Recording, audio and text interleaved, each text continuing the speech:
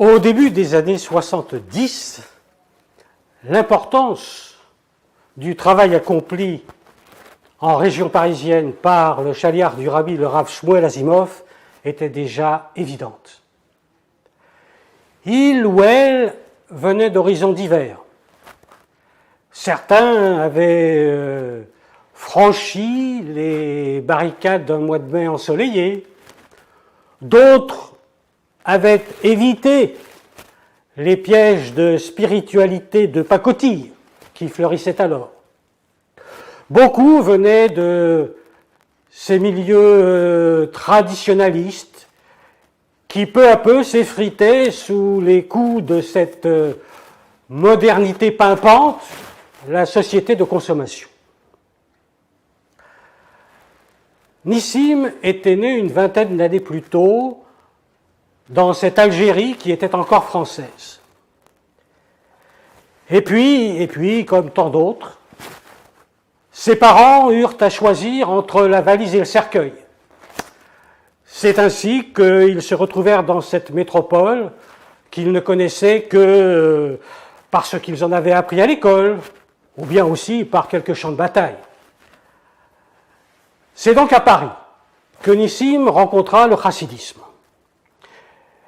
Et bien vite en lui grandit le désir de voir le Rabbi. À l'été 1973, il fit donc ses premiers pas à Brooklyn. Il était venu là pour les célébrations de Chaf Av, le 20 Av, anniversaire du décès du père du Rabbi dans l'exil où l'avait confiné la barbarie soviétique. Il était prévu qu'il ait une yechidut, une entrevue particulière avec le Rabbi. Et comme il se faisait, il avait remis au secrétariat une lettre contenant toutes les demandes sur lesquelles il souhaitait avoir une réponse.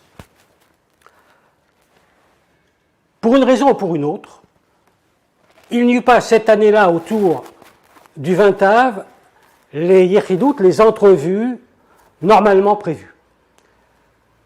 Bien que Nissim aurait dû rentrer, son travail l'attendant à Paris, il décida de rester pour les prochaines entrevues qui devaient avoir lieu une dizaine de jours plus tard, au début du mois d'Elul.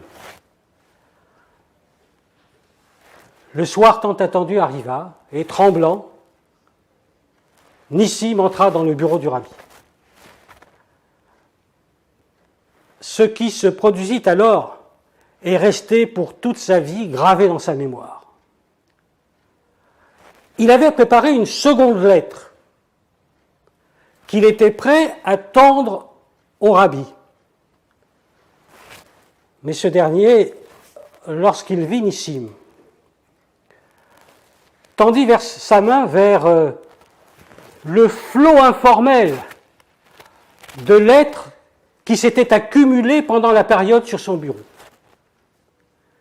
Et dans cette masse, sa main atteint comme si elle était un aimant attirant le métal. Une lettre parmi toutes les autres.